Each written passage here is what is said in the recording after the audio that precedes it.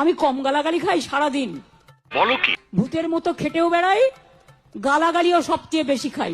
তুমি সত্যি বলছো? বলছি পিসিমা, দাদাগিরিটা একটু কম করলে ভালো হতো নাকি? তুমি নাকি গালাগালি খাও, বলছি এমন কাজ কেন করো যেটাতে মানুষ গালাগালি করে? তুমি তো নাকি মানুষের জন্য ভাবো, মানুষের জন্য করো, সেই মানুষগুলো আবার তোমায় গালাগালি দেয়। তাহলে তো ভাবো তুমি কতটা ভালো কাজ করছো। আজকে আমাদের এই পিসিমাকে নিয়ে কথা বলবো, তো চলো আর বেশি না ওকে ভাড়, আজকের ভিডিওটা শুরু করা যাক। তো হে বাঙালি, হ্যালো বাঙালি, নমস্কার বাঙালি, কেমন আছো তোমরা সবাই? আশা করি অনেক অনেক ভালো আছো। তো আজকের একটা নতুন ভিডিওতে তোমাদের সবাইকে অনেক অনেক স্বাগত। আমি কি অসম্মানিত হই না? যথেষ্ট হই। দেখো, পুরোনো দিনের একটা কথা আছে যে বেহায়ার পোঁদে মারলেও যা আর বেহায়ার মুখে মারলেও তাই। তো সেইভাবেই পশ্চিমবঙ্গের মুখ্যমন্ত্রীর পেছনের দিকেও মারলে যা, সামনের দিকে মারলেও তাই। কারণ উনি হচ্ছেন দোকান কাটা, ওনার মান সম্মান আত্মসম্মান কিচ্ছু নেই। উনি শুধুমাত্র একজন মহিলা, তাই উনাকে সবাইকে সম্মান করতে হবে, আর উনি পৃথিবীর সমস্ত পুরুষকে অপমান করবেন। এটাই হচ্ছে মুখ্যমন্ত্রী। আর বলছি পিসি, তুমি যে অসম্মানিত হও, তোমার দুধের গাইরা তো তোমাদের সাথে আছে, তাহলে তোমার মান সম্মানে কেন লাগছে? কারণ ওরা যতদিন আছে ততদিন তোমার অন্তত কেউ কিছু করতে পারবে না, আর তুমি ওদের পেছন মেরে যাবে। আজকে যদি মুসলিমরা বুঝতো, যদি মুসলিমরা তাদের ভালো চাইতো, তাহলে অন্তত তোমাকেও এখানটায় বসিয়ে রাখতো না, তোমায় নির্বাসন দিয়ে তিহার জেলের ভেতরেই পাঠিয়ে দিত। কিন্তু আমি মনে করি ক্ষমাই পরম ধর্ম, ক্ষমা করে দেওয়া উচিত। আমাদের দিদি হচ্ছে দয়াময়ী, মমতাময়ী এবং করুণাময়ী। আমাদের দিদি ক্ষমা করছে, যেখানে স্বয়ং ঈশ্বর তারা ক্ষমা করতে পারেননি, সেখানটা আমাদের দিদি ক্ষমা করছে। তাহলে তোমরা ভাবো যে আমাদের পশ্চিমবঙ্গের মুখ্যমন্ত্রী, তিনি তো ঈশ্বরেরও উপরে। সত্যি তিনি, তাকে যে জন্ম দিয়েছিল সেই মায়ের চরণে প্রণাম। আর তার যে সন্তান সম ভাইপো, সেই ভাইপোকেও প্রণাম। কারণ ওই যে মুখ্যমন্ত্রীর আদর্শে অনুপ্রাণিত হয়ে 2 বছর বয়স থেকে সে রাজনীতি করছে, সত্যি অনেক ভালো লাগছে শুনে। আর পশ্চিমবঙ্গে সর্বনাশ করার জন্য পুরোপুরিভাবে এরা উঠে পড়ে লেগেছে। নিঃসন্দেহে তুই ঠিক কথা বলেছিস। ধান পুঁততেও জানি, ধান কাটতেও জানি। এটা নিয়ে ক্রেডিট নেওয়ার কিছু নেই। বলছি পিসি, তুমি গালাগালিটা কেন খাও এবার বুঝতে পারছো? সব কিছুতেই আমি জানি, আমি করেছি, আমি পারি, এর আগে কেউ পারেনি, এই কাজটা অন্য কেউ করতেই পারবে না মারা। এইরকম করে করে আমাদের পশ্চিমবঙ্গের মুখ্যমন্ত্রী নিজের দিকেই সব কথা টানে। তারপরে এই যে নাচতে না জানলে উঠোন বাঁকা হয়ে যায় না, সেটা করতে গিয়েই সে বকুনিটা খায়। যেরকম স্টেজে নাচতে গিয়ে তার এরকম এরকম করে নাচছিল, মনে আছে? যখন দার্জিলিংয়ে বন্যা হচ্ছিল, এই যে পুজো কার্নিভ্যালে, মনে পড়ছে? তারপরে আমাদের পিসি, তিনি চপ ভাজতে গিয়ে আমরা দেখেছি যে চপগুলো সব মাটিতে পড়ে যাচ্ছিল। রুটি বেলতে গিয়ে দেখেছি ওটা ভারতের মানচিত্র হয়ে যাচ্ছিল। তো উনি সব কিছুই পারেন, এটাতে ক্রেডিট নেওয়ার কিছু নেই। শুধুমাত্র গালাগালিটাই উনি নিতে পারছেন না, তার অনেক কষ্ট হচ্ছে। বলি না, আরো একটু অন্য প্রকারের গালাগালি দিলে ভালো হবে। কারণ গ্রামে যাবার সুযোগ হয়েছিল বলে। অনেকে জমির আলের ওপর দিয়ে যেতে পারবেন না অভ্যাস না থাকলে। কিন্তু আমাদের দিদি, তিনি অলিম্পিকে সোনা জিতেছিলেন আলের উপরে দৌড়ে। এবারে বুঝতে হবে যে আমাদের মুখ্যমন্ত্রী মমতা ব্যানার্জি, তিনি কতটা সৌভাগ্যবান। তাকে গ্রামে যেতে হয়েছিল, তিনি যে কখন কি বলে ফেলেন সেটাই তিনি জানেন না।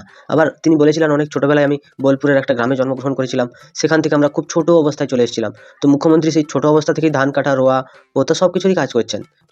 আমাদের মুখ্যমন্ত্রী, তিনি যার কত কিছুর প্রতিভার অধিকারী, সেটাই তো আমরা বুঝতে পারছি না। আমাদের সত্যি মুখ্যমন্ত্রীর কথা ভাবলে কান্না পায়, গালিও দিতে ইচ্ছে করে। না, আজকে থাক, গালি দেবো না, বৃহস্পতিবার। আমাদের মুখ্যমন্ত্রী, তিনি অনেক জ্ঞানীগুণী মানুষ, তিনি অনেক ভালো মানুষ, আর তিনি অনেক বড় মিথ্যাবাদীও আমরা জানি। আমি কিন্তু জমির আল দিয়ে পুরো চলে যাব। তার কারণ হচ্ছে আমি গ্রামটা ছোটবেলায় ক্লাস 9 পর্যন্ত রেগুলার ইয়ারলি যেতাম। বলেছিল মুখ্যমন্ত্রী মমতা ব্যানার্জি যে তার বাবার কাজের সূত্রে নাকি তিনি অনেক ছোটবেলাতেই এখানে চলে এসেছিলেন কালীঘাটের বাড়িতে। তারপরে এখন বলছে সে 9-এর, তখনও নাকি গ্রামে থাকতো। মানে একটা জিনিস বুঝতে পারছি না যে এনার জন্মটা ঠিক কোথায় হয়েছিল, আর এনাকে কে জন্ম দিয়েছিল, কিভাবে তিনি বড় হয়ে উঠেছিলেন, সেটাই তো বুঝতে পারি না। প্রতিটা ক্ষেত্রে যদি উনি মিথ্যা কথা ঢপবাজি করতেই থাকেন, তাহলে পশ্চিমবঙ্গের মানুষ বুঝবে কি করে যে এনার জন্মর যে ইতিহাসটা কি। কাজেই খুব সামনে থেকে দেখার সুযোগ হয়েছে, এর জন্য আমি গর্ববোধ করি। ধান কাটা থেকে শুরু করে, মাছ ধরা থেকে শুরু করে, আখের বাগান থেকে আখ কাটা থেকে শুরু করে, ছোলার বাগান থেকে ছোলা তোলা থেকে শুরু করে, কোনটা করিনি? আমি তো কোনোদিন পশ্চিমবঙ্গের কোনো জায়গাতে আখ চাষ করতে দেখিনি, আর পশ্চিমবঙ্গের কোনো জায়গায় ছোলার খেয়ে তো দেখিনি। তো এবারে মুখ্যমন্ত্রীকে একটা কথা বলতে চাই যে উনি তো সব কিছু দেখেছেন, আর ওনার বাবা সব কিছুই চাষ করতেন, এবং মুখ্যমন্ত্রী মমতা ব্যানার্জি সেখানে গিয়ে ওগুলো দেখাশোনাও করতেন। তার সৌভাগ্য দুর্ভাগ্য যাই হোক, তো সেই মুখ্যমন্ত্রী আজকে ঢপবাজি চিটিংবাজি করে করে মোটামুটি তিনি বহু কথা বলে ফেলছেন। এবার পশ্চিমবঙ্গের মুখ্যমন্ত্রী, তার বাবার চাকরি ছিল, কখন বলছেন তারা অনেক কষ্টের মধ্যে জীবনযাপন করেছেন, বই ছিল না, তিনি লোকের থেকে বই চেয়ে চেয়ে পড়তেন। কখন কি বলছে ভাই নিজেই জানে না। একটা বদ্ধ উন্মাদকে রেখেছে আমাদের পশ্চিমবঙ্গে, সে পশ্চিমবঙ্গটাকে কিভাবে চালাচ্ছে সে নিজেই জানে না। মাদারের বাচ্চা। বিহারে আমি জানি না, এরা হয়তো সবটা জানে না বলে বলতে পারে না।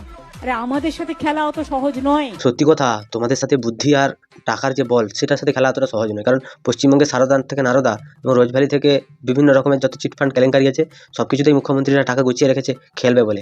আর পরপর 3বার ভোটে দাঁড়ালো, তারপরে তখনও তার শান্তি হয়নি, এখনও মানুষকে লুটে যাচ্ছে। 26,000 লোককে চাকরি দিয়েছে, সেই সব টাকাগুলো রেখেছে ভোটে খরচা করবে বলে। আমরা সব জানি তোমাদের সাথে যে খেলা অতটা সহজ নয়, সেটাও জানি। এবার তোমরা যে কত বড় খেলোয়াড় সেটা মানুষই প্রমাণ করে দেবে। আমাদের সাথে খেলা এত সহজ নয়, মানে নিজের উপরে কতটা কনফিডেন্ট। এক তো চুরি চিটিংবাজি করে পশ্চিমবঙ্গের 12টা বাজি দিয়েছে, তারপরে এখন আবার বড় বড় কথা বলছে, মানে নিজে সে জানে যে তাকে সবাই ভোট দেবে। দেখা যাবে। আয়নার সামনে দাঁড়িয়ে তুমি যদি পদ চাও, গোটা সমাজের সেটা কাজে লাগে কি? আমরা খেলার আগে পিচটা দেখে নিই, আমরা খেলার আগে খেলাটা জেনে নিই। সবকিছু সবাইকে জানতে হবে তার কোনো মানে নেই। ওই খেলা দেখাতে গিয়েই তো আজকে 26,000 লোকের চাকরি খেয়ে নিলে। এই আমরা জানি তোমরা যে কোন পিচ দেখে ওই লোকগুলোর সাথে বেইমানি করলে, 2 নম্বরই করলে। আসলে পুরো পৃথিবীতে যদি চিটিংবাজ খোঁজা হয় না গুগলে, তাহলে প্রথমে তোমার নাম আসবে। কারণ তোমার মতো এত বড় চিটিংবাজ আর পশ্চিমবঙ্গে দুটো নেই। কারণ তুমি যদি দিয়ে দিতে হ্যাঁ ওএমআর সিটগুলো, তাহলে হয়তো আজকে 26,000 জনের চাকরি যেতই না, হয়তো 6,000 জনের যেত, 20,000 জনের চাকরি বেঁচে যেত। তাদেরকে এরকম দিনরাত রাস্তায় পড়ে থাকতে হতো না, বারবার দৌড়াতে হতো না তাদের প্রমাণ দেওয়ার জন্য যে আমরাই যোগ্য শিক্ষক, এটা বলতে হতো না। তুমি যে কত বড় ধড়িবাজ আর কত বড় চিটিংবাজ সেটা আমরা জানি। আর বলে নিজের মান সম্মানটা নষ্ট করো না। যদি ভিডিওটা ভালো লাগে তাহলে লাইক করো, কমেন্ট করো, শেয়ার করো এবং সাবস্ক্রাইব করো। পাশে থাকা বেল আইকন প্রেস করতে একদম ভুলবে না। সবাই ভালো থেকো, সুস্থ থেকো, সাবধানে থেকো আর দেখতে থাকো বাংলার কোণে ঘর।